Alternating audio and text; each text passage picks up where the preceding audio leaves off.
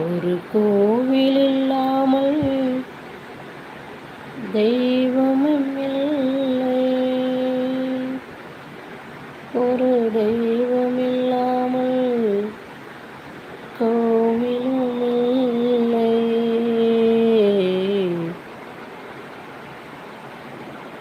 நீ அந்த கோவில், நான் உந்தன் தெய்வம்.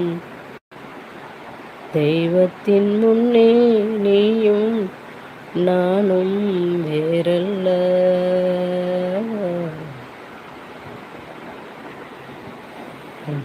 காணாத கண்ணும் கண்ணல்ல, உன்னை எண்ணாத நெஞ்சும் நெஞ்சல்ல.